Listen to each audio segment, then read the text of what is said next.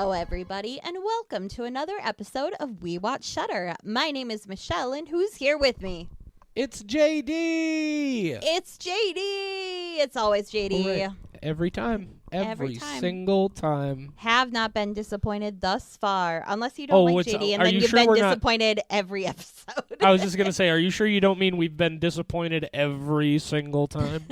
Someday I'll be like, who's here? Whoa, it's not JD. Thank God. I know, right? So, Michelle, what do we do here on We Watch Shudder? Well, I was about to get into that. We watch Shudder. If you're not familiar with Shudder, it's odd that you picked this episode to start, but hello, welcome. Shudder is a horror movie streaming service, and we love it, and we watch it, and then we talk about it. For Spooktober, every year, we watch one horror movie every single day to celebrate the spooky month, and we decided to do the same thing for the podcast this year, and we've been recording episodes, and now we've been releasing episodes, and we are almost done with October, and then we'll start November, and we will have an episode every day in November. No, we're not doing that. Oh, okay. No, we're definitely not doing that. Yeah, that's fair. That would be exhausting. So today's movie that we chose was They Live in the Gray. And JD, you had not seen this before, had you? Right. Yeah, this is one that came out literally just about 4 weeks before we started the podcast. And I definitely had interest in it. I wanted to see it, and I had made plans to see it. And then I don't remember why, but for some reason it just kept getting pushed back and back and back until we got to this idea where we were going to do an episode every day in October. And then I looked at the list, and I was like, there are several on here that I haven't seen yet, so I'm going to wait until we're ready to record the episode to watch them. And one of them was this one. So I literally just saw this for the very first time yesterday. And we're here to talk about it. They Live in the Gray. I thought I had seen this movie, but I did not remember any of it, and I might have gotten it mistaken for something else. So I think we were both new to this movie. Ooh, and I think that's a first time for this. Yeah, because we both watch a lot of things. So, as far as I know, this was the only thing on the Spooktober list that both of us had never seen. Excellent. So I will go ahead and read the Shudder description. Oh, please do. Yeah, absolutely, to give people an intro to the movie. So according to the Shudder website, this was directed by Abel and Burley Vang. While investigating a child abuse case, a clairvoyant social worker discovers that the family is being tormented by a supernatural entity. In order to save the parents from losing the custody of their child, she must confront her own fears and use her ability to stop the malevolent force. A Shudder original. JD, would you like to give us your spoiler-free thoughts on this movie? I would love to. This movie, I kind of liked it. It's not perfect. It definitely has some shortcomings that I'm going to want to talk about in detail when we get into the spoiler section. One comment I can make here that might at least intrigue you enough to want to go see it is this movie, almost more than any other movie I've ever seen, very much feels like two completely separate movies happening at the same time that just happen to share a character. And I don't mean that in a bad way by any means, but this is a very ambitious movie. It tried to do a lot of things and have a lot of layers to its story. I don't think it quite succeeded in doing everything it wanted to do, but it certainly didn't fail completely, and I don't regret seeing it. I thought it was a real solid sort of movie. It's kind of a ghost story, which is not really my sort of thing, and if that feels like a spoiler, well, you're going to figure it out about 6 minutes into the movie, so get off my back. Supernatural entity. Ghost. Yeah. So that's not... Oh, yeah, I suppose it says it right there in the description. Supernatural entity. Yeah, so I wasn't blown away, but I enjoyed it, and I'm looking forward to seeing more from the Vang brothers. I'm giving this one 3.5 skulls. 3.5 skulls from JD. Well, I'm sorry it did not live up to the hype for you, because it definitely did for me. I really, really enjoyed this movie, and that's why I don't think I saw it. Or if I did, maybe it was one I put on in the background, didn't pay attention to, and did not give it the time that it deserved. I think if this had been widely released, it would have been very popular. I could see this, the kind of people going to the Conjuring movies and Insidious and Definitely. like all those movies. I could see this having a huge following, but I don't believe it was widely released. I think it says Shudder Original, so I think it was just on the Shudder site. I wish more people knew about it. There's a lot going on here. It is somewhat a formula we've seen before, but I've also stated that if the formula works, I'm completely fine with that. I don't mind the formula being reused if it comes up with a great concoction each time. So I enjoyed this. I will get into my spoilers of why I enjoyed it, but for now I will just say that it gets a 4.5 skull from me. So 4.5. So that averages out to 4. Yep. So 4 skull rating. I think this is worth checking out, because there are some things that if you plan on watching this, you're not going to want us to spoil those things. You're going to want to, check it out and then come back without letting us spoil. And one thing I would like to point out right away before we dig into the spoilers, because it's just a thought that came in from what you were saying there. I do agree. This is a kind of movie that people who are into movies like The Conjuring and those sorts of things would definitely really enjoy. And I say that because those are the kind of movies that I'm not typically a fan of. This type of movie is not one that I typically enjoy, and I feel like this one does it better than most of them that I've seen, even though it didn't quite work for me still. Excellent. So, with that being said, we're going to get into our spoilers. So, if you haven't paused yet and watched the movie, you should probably pause now, but then come back. As we always remind people, pause and then come back. Otherwise, what are you doing? Just listen to the first 5 minutes of each episode, you silly. So, we're gonna get into our spoilers. So, pause right now. Okay, they're back. If they want to be back, they are back. They've had plenty of opportunity. First off, I have to say that the lead lady, the actress of this movie, is a fellow Michelle, and that is why I gave it 4.5. Just all Michelles are great. That I spent the entire time I was watching this movie thinking that the lead actress was actually Gemma Chan, who played the one lady in Eternals, whose name I can't remember. Anyway, it's not Gemma Chan. It's Michelle Krusiek, I believe is how you Michelle. say that. Yeah, she's great. And I felt a little bit of sort of latent judgy Western guilt because, it's 2 Asian ladies and they might be the same person, and I felt really bad about that. You know what? That's okay to feel guilt as long as you grow from it. To be fair, though, I also spent the entire movie thinking that even though I knew fully well it couldn't be because she's too young, I spent the entire movie thinking that Audrey, the mother of Sophie, was actually the mom from Home Improvement. So, what do I... Okay, so you're just not doing a great job of identifying women in general now. Yeah, maybe I'm learning something about... Michelle, you should probably talk about this movie for a while before I dig a deeper pit, okay? You go ahead. You can go Google all the people and figure out who they are. Well, I know now. I'm just saying as I was watching. And again, I was like, I know it's not Patricia Richardson, but I swear to God, I did. It's okay. You talk. It's okay. You are forgiven. So I didn't want to put it in my spoiler-free section, but this gave me massive Sixth Sense vibes. It's that kind of movie where there's a twist, and then when you figure out the twist, I was very satisfied, but I also kind of expected there to be a twist. So I don't know. They could put M. Night's name on this, and I would have been just as not surprised by it. I knew something was coming, but I thought it was satisfying. I thought it was really interesting. One of the things that I really, really like about this movie, and I think it's why it works so well for me, is the ghosts are not just people just hanging out, maybe they're a little faded and you can see through them, or maybe the color's off a little bit. They do something that distorts the faces in such a unique way that really emphasizes what is scary and off-putting, and your brain can't really recognize that this is a proper human face. The nose is too big.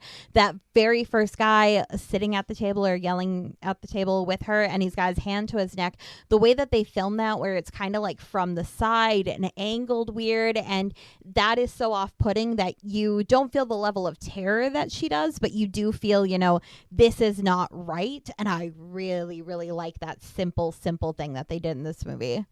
For sure. Before we go too much farther, Michelle, because I know it is a thing that you've been trying to focus a little bit more on recently, you want to give sort of a quick breakdown of just basically what this movie is? Yeah, for sure. You betcha. So basically, this lady whose character name I've forgotten, but she's a fellow Michelle, so she rocks. She had a son who passed away, and I think she's always been in family services. I don't think that was a revelation. Right. Like once okay. So she has worked in like child protective services, going into homes of families where they have had accusations of child abuse, and trying to determine whether there was abuse, trying to actually help that family heal. And not, just being like a terrible government person that we could get into. But so she's really just trying to, like, they show right away when she's in a court scene that she knows that the mother was neglectful, but she doesn't want to punish her to the extent that the court does. They show like she is really honestly trying to do what's right for these families. So she's a genuinely good person. And then turns out she can see ghosts. Well, also, I mean, she knows what it's like for a mother to be completely disconnected from their child. Oh, I was gonna get that. Yeah. So she sees ghosts, and then she uses that to help a family. There's that whole thing. But what I enjoyed the most was that you realize she is pretty much like a very good person, but then she doesn't think she's a good person. She's completely tormented by the death of her son. She inadvertently caused that death in a way, kind of, because she was taking medication to make all the ghosts like go the fuck away. And then her son was left at school and walked home from school and then was found dead. And I have to say that there's a part near the end of this movie where she goes to have a conversation with her son who has passed on. And I thought it was just a very, very good example of why I like this movie. It was so tasteful. It didn't show us the gore. It like showed portions of him. It wasn't going for a shock value. It just played it so cleverly and really focused on the emotion and the dialogue and her. And then after that, she goes through a healing phase. She sees her son. She removes her bed from the closet. She calls her husband. She flips the picture back from the fridge. And you just see her putting her life back together. And when you say it is two separate movies, I completely agree, because we are going through this dramatic, the disillusion of her marriage and the grieving and all the guilt she's feeling. And then on top of that, we also have like this spooky ghost situation where they think that she's abusing the kid, and is she abusing the kid? And there's that whole mystery. And I think I really, really liked it. I think if this had been two separate movies with the two, like, the scenes evenly divided, I wouldn't have liked it as much. I think there was such a stark contrast between what she was doing to help this family, but being unable to help herself, that just, like, it just really got me. I really, really, really enjoyed this. Yeah, it's like I said, it's I'm not typically a fan of ghost stories or supernatural entity stories. It's one of my least favorite types of horror films. But I thought this one was really, really, really well done. I agree with you on the way the ghosts or the spirits or whatever they are presented. They're not. It's a very uncanny valley kind of presentation, right? They're not. It makes you uncomfortable look at them. Yeah, they're not completely off to the point where you're just like, oh, it's some sort of weird creature. There's just something not quite right about them, and that's really good. So half of this is the story of a woman who is a drug addict because of trauma that she hasn't healed from her childhood, and that drug addiction results in the death, it indirectly results in the death of their son and the collapse of her marriage and her inability to forgive herself. And the movie opens with the scene of her trying to kill herself because she can't deal with it, right? And then, of course, we find out, like you said, that she's taken the drugs because she's been seeing ghosts since she was a kid. And the ghosts, not only can she see them, but they can physically harm her. And, like, and then you have that story with the with Sophie and her mother, and I thought the way that played out was fantastic. I was completely sold on the idea that the ghost was hurting the little girl for some reason, and when they have the big reveal that it turns out the ghost is actually trying to protect the little girl, and the mother has been the abuser this whole time, I thought that was really interesting. There are a couple of things about this, and they're ridiculous nitpicks probably to some people, but there are a couple of parts of this that just, I knew what they were trying to do, and I appreciate the themes of abuse and trauma and the way those layer over each other generationally. I appreciate that, but the way this story plays out, it's like, How did I try to explain this? It's like the story, she sees ghosts, which causes her to neglect her son, resulting in his death, and then she is able to talk to her ghost son because she's been seeing it. There's a level of convenience there that felt a little too artificial. And a little too contrived. And then also the big one that got me is I was fully convinced, right? I was fully convinced that when the cop ex-husband showed up at that house at the end of the movie, he was going to think that Claire had gone crazy and killed all these people and kill her. The fact that he just believed, like, there's all these dead people, and they start talking, and she finally admits to him that she see, because this whole time he doesn't know what's going on with her. He just knows that she's a drug addict and that their kid died, and she blames herself, and he's forgiven her. He's like, I just wish you would talk to me about what's going on. And then when all of that comes down, what she tells him is like, oh yeah, I've been seeing ghosts my entire life, and I was taking drugs to avoid them because they can also abuse me. And he just bought it. Right? Like, he just accepts it. Like, it's like there's no questions asked. He just immediately is like, oh, that makes perfect sense. That just didn't quite work for me. I feel like if they had just left that scene out of the movie, that scene to me does the story so much disservice because of the implication of that. But overall, as a presentation of ghost stories, I like that. This isn't about, oh, is she really seeing ghosts? What's going on? Like, no, this movie doesn't fuck around just from the beginning. It's like, no, these are real ghost spirit entity things, and they are fucking up her life. And there was a period there for a long time where ambiguity was the rage in horror movies, and I'm so glad we're getting away from that. So two things, even though we don't have to go on back and forth and debate it a bunch. I know how you and I will go for an hour. No, I was just going to say, because they're not like super things. And like you said, they might be a little bit nitpicky. Her confessing to her husband, I think, fit in well for me, and I enjoyed that because we had seen her trying to heal and try to let him in more, and I think he loved her so much. He already expressed that he loved her. We'd seen so many of these healing moments between them that he was probably like, okay, I trust you, and he probably started realizing, there's a lot that will make sense.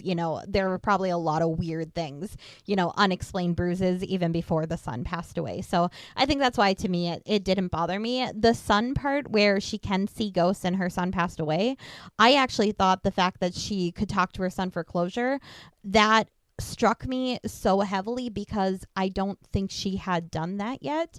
The fact that she could go see her son and still didn't, despite having this ability, is how much guilt she had on herself and how she didn't feel worthy to go see him. So I think like it wasn't convenience. It was so upsetting to her to go do it. See, I see the point you're making there, but what makes me think that can't be the case is a big part of this movie is she makes it very clear at one point that she has no idea whatsoever whether or not she can communicate with these things because she's never tried to before. Like, there's a scene in the middle of the movie where like Sophie's mom asks her, she's like, I mean, do you think you can communicate with them and find out what's going on? And she's like, I don't know. I mean, I can try. But so that's what leads me to the idea that I don't know if that's necessarily the case. It just... I interpreted that as strange, angry spirits that are already hateful. Okay. I thought it was like specifically these entities that are already causing harm that she hasn't tried to like sit down and talk to, because a guy who's screaming at you with his neck slit, she's probably not going to try to have like a heart-to-heart conversation. That's what I took that as. Like, I didn't think like I have completely written off all possible, but like that's probably what she's encountered. Right. Well, and that's what I'm saying is I think I agree with you on that. But what I'm saying is the impression I got was that every interaction she's ever had with one of these dead people has been a terrifying, awful interaction, and she's never actually tried to communicate with any of them. So she doesn't know whether or not she can.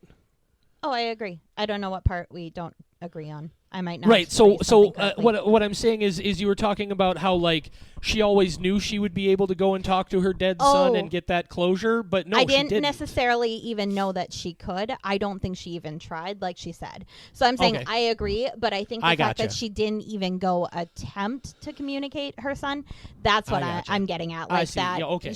Yeah, like you would think like a lot of people, if they passed away and you thought there was even a possibility that they were still out there existing in some form, if you love them, like you would probably go try to talk, but she had so much guilt she couldn't even do that. And that's what I took away from it, is that like she hadn't even gone out there despite, how things and then thinking about it then from that perspective, like if these crazy ghosts of people I don't even know and had nothing to do with their death are trying to hurt me, what is this person who I do know and who I do feel I am 100% responsible for their death? What are they going to do to me? That definitely makes sense there. But I think a lot of it also is just a certain amount of my detachment from ghost story type movies in general. I think the fact that I don't typically get into those is what makes that ending a little bit more incredulous to me, is because it's Ghost Story, right? So again, it's definitely not enough to ruin the movie for me. I certainly think people who are into this kind of thing are really going to dig it, because I dug it more than I typically like these things. I think people will love They Live in the Gray. I agree. That's just how I end all of them now. It's just I've gotten through my notes. One thing I did want to point out, because we do a lot of talking about these, like the descriptions and the promo images that they use, because the promo images often give away way too much or show you things. This one is a promo image that it certainly shows you things that when you do finally see them in the movie, you're going to recognize them from that image. But it doesn't give anything away, and it's just super creepy. I don't know how many times I looked at this before I realized there's a full shape of a woman standing in the middle of her face on the bridge of her nose. Like, it's... I mean, obviously you can't see it on the podcast, guys, but go to the Shudder website and take it. It's a great promo image. And the movie is beautiful, by the way. Whoever put this movie together, this house that she lives in, I love that it's kind of a big house, but it's not a big fancy like opulent house like a lot of ghost stories take place in. Lots of square footage. Yeah. So that's it.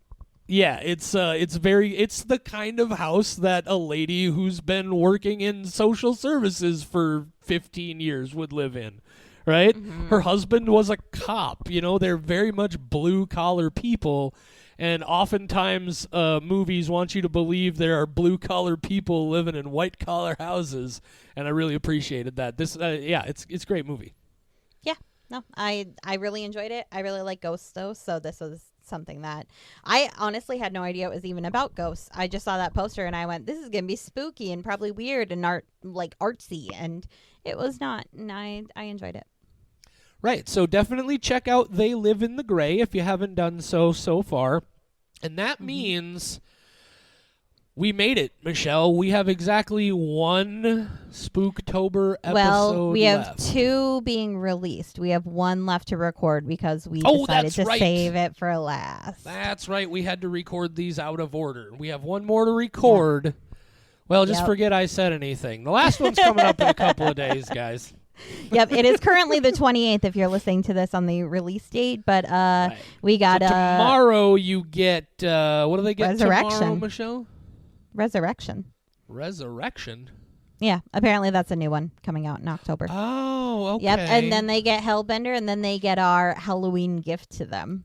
Oh man, so they're gonna want to come back for Halloween. I have for sure. completely lost track of where even in the month we are at this point. That's okay. Well, I have a spreadsheet. I'm good. I'm so glad somebody's keeping track of where these. It's because things you go. always ask me what's coming up tomorrow, so I'm ready. I have so many tabs open now. It's because I'm a terrible host. I use crutches. No, I think it's hilarious. You know how to find out the average of our skull ratings so quickly, and I know how to look up what movie is happening tomorrow. We complement each other's superpowers. Yeah. Wonder Twin powers activate. Form of a bucket of water. Okay. Oh my God, Anyway. the Wonder Twins. How are you old enough to know the Wonder Twins? I don't know. I watched a lot of barely Cartoon remember the Network, Wonder and then it Twins. became old movies. I watched Boomerang. I had a grandma. She was hip with the Wonder Twins. Well, all right, guys, come back tomorrow for Resurrection, the new release film. Come back in a couple of days when we talk about Hellbender, and then definitely come back on Halloween because we got a hell of a selection for you. Oh my God. People are gonna not feel the way that we do about this movie and not consider it the gift that we will, but I don't know. I get the feeling that a lot of the people who tune in are going to agree with us completely. Well, there's one way to find out. See y'all on Halloween. Right on. Say goodnight, Michelle. Good night, Michelle.